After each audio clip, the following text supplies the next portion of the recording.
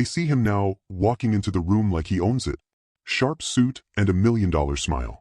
Glass of champagne in one hand, a Rolex on the other. Everyone in here calls him a real estate genius, a self-made man. But what they don't know is that he used to run through these same streets with stolen cash stuffed in his pockets.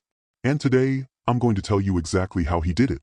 How he went from a hungry street thief to a millionaire real estate king. He wasn't born into money. Back then, he was just Daniel Cross, a kid from a crumbling neighborhood on the east side.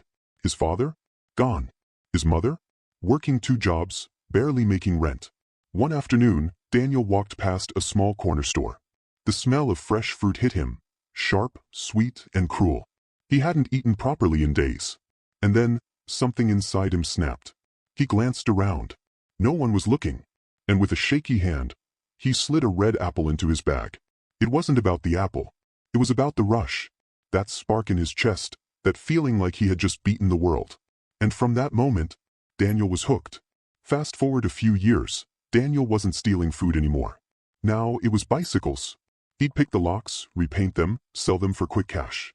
Easy money, until one day he spotted the bike. Brand new, chrome frame, the kind every kid dreamed of. He knew it belonged to the local loan shark's son.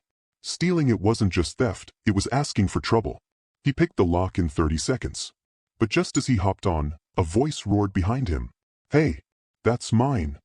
Daniel pedaled like his life depended on it, and maybe it did.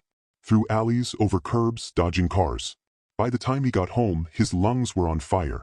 He sold that bike for $300.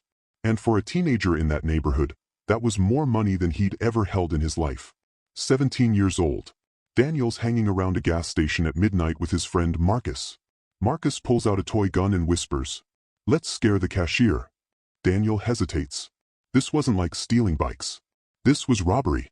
But that voice in his head, the same one from the apple, whispered back, "You need the money. Do it."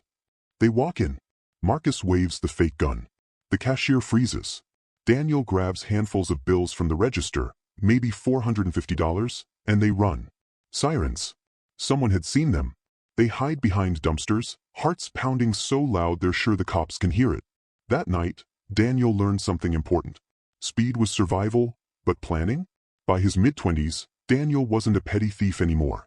He had a crew. And together, they pulled off their first serious score, a jewelry store downtown.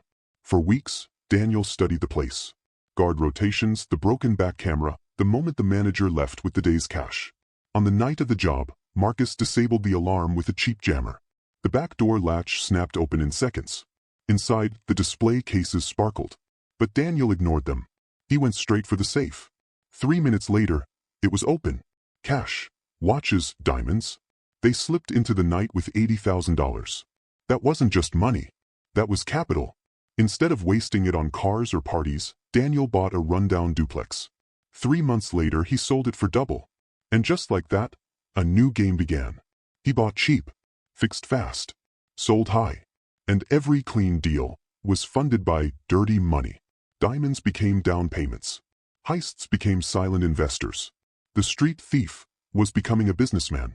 But some jobs, you just can't turn down. This one was personal. The target? A casino that had scammed Daniel's uncle out of his life savings. He posed as a high roller, gaining access to restricted areas. Marcus hacked their security feeds. At 2 a.m., Daniel slipped into the cash cage with a stolen ID badge. The plan was perfect, until a guard caught him leaving. Gun drawn. For a moment, Daniel thought it was over. But then, the guard smirked. "We never met," he said, taking a fat wad of cash for himself. Daniel walked out with $250,000 that night, and a favor he'd one day have to repay. Years later, Daniel had millions. But when Marcus called about one last job, he couldn't resist. An art gallery. One painting. Worth $5 million. The plan went perfectly, until Daniel realized Marcus had set him up. The police were waiting. He escaped through a maintenance tunnel. Marcus vanished with the painting. It was the last time Daniel saw him. Today, Daniel Cross is a real estate giant. Luxury condos. Skyscrapers. Private islands. At charity galas, he shakes hands with the mayor. Smiles for the cameras. But if you look closely, you'll see the same glint in his eyes that was there the day he stole that apple.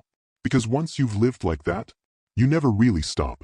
For more stories, please like and subscribe.